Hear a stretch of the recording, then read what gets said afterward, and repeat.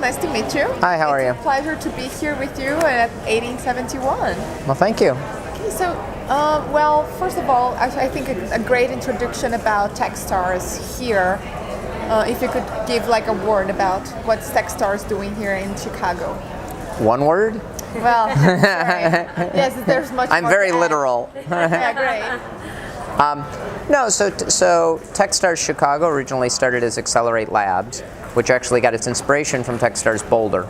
Oh. So the short version of the story is I was teaching entrepreneurship at Northwestern, had some students in 2008 who went through my class who ended up going through TechStars Boulder in 2009. And that's how I got introduced to TechStars. Mm-hmm. I mentored them, helped them along, and there were two phenomenal things that I saw that came out of it. One was how great the program was for this team called Next Big Sound. They went in with a business model that was broken, came out with something that was working. They were asking for $300,000 at demo day. They ended up raising over $1 million and had a line of venture investors who wanted to invest who they turned away. So did really well. Wow. The second was that in 2009, TechStars had Boulder and Boston. Between them, they had 19 companies. Of those 19, 5 were from Chicago. Oh, so that was a good sign. So yes. Chicago represents 1% of the US population, but had over 25% of the TechStars population. Yes. So initially, us from Chicago thought, we rock, we're awesome. And then we realized that a lot of times they leave and they never come back. That's true. And so in 2009, after seeing that, a handful of us from Chicago got together and said, we really need to do this in Chicago. So that the people can stay here and have a startup community for them, and then the ecosystem can grow and develop. Correct. Yeah. And so starting with Sandbox Industries, I2A Fund, and then Sam Yagan and I, the four of us, in the end of 2009, started what we called Accelerate Labs. Our first class was 2010. We ran it in 10, 11, and 12. And TechStars helped us a ton with that, giving us best practices, documentation, all that stuff. David Cohen helped us personally. And then at the end of 2012, TechStars came to us and said, hey, we want to be in Chicago, we want to have a presence. Will you partner with us and become TechStars Chicago? Perfect. So this is our 5th year running, our 2nd year with the TechStars banner. How many startups have gone through the program, TechStars Chicago, so far? Right. So we do 10 companies per session. So we have had, this is our 50th company is going through this in 5 years. Yes, and how does it work, your selection process at TechStars?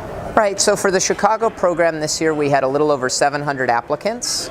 There were 3 of us who read all 700 applications. Wow, that's a lot. We brought 105 in for interviews. Mm-hmm. We did due diligence on about 45, brought 25 back in for more interviews, final selection, and selected 10. How long does it take for you to do all this selection process? I imagine it's a huge amount of work.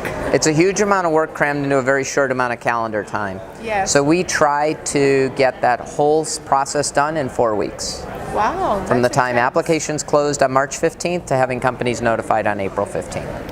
And what happens to those companies that don't make to the program, but they get very close, those 25 ones? Right. So in the past, we've done a variety of different things to help support them. Everything from just staying in touch with them to, in a couple of years, we've actually had formal programs for them.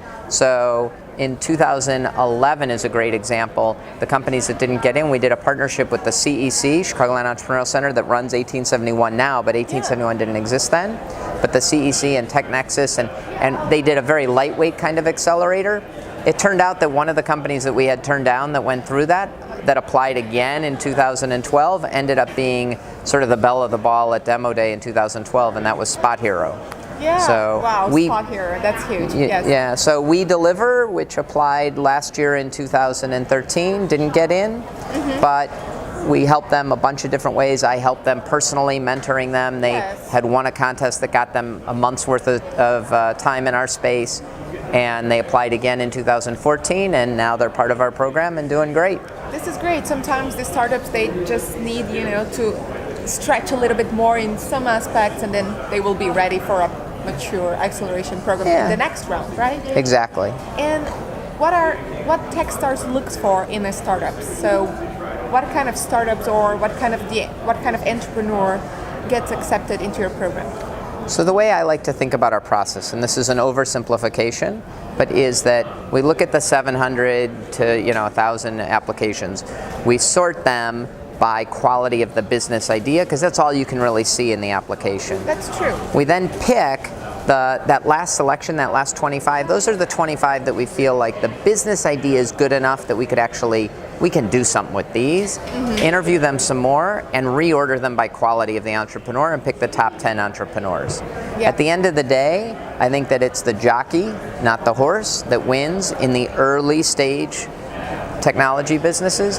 And so I think it's really important to focus on the entrepreneur, but you need a business idea that's good enough. Yeah, that's true. You can't win on a horse with 3 legs. And what kind of advice would you give to entrepreneurs that want to join TechStars, or what kind of skills do they need to have? Well, so it takes a certain kind of personality. There's a tension between tenacity and coachability, and we want both, right? Yes. So some of the best entrepreneurs are really tenacious and stick to it, but those also tend to be a little bit of a use of, those words are a euphemism for stubborn too. Yes, and to be yes. effective in an accelerator, you have to be open-minded and want to be helped and want to grow and want to share and be coached. And so having that balance in the middle between being tenacious but being coachable is really a fine line. You know, I think about someone like Steve Jobs. Steve Jobs was arguably one of the better entrepreneurs in the world.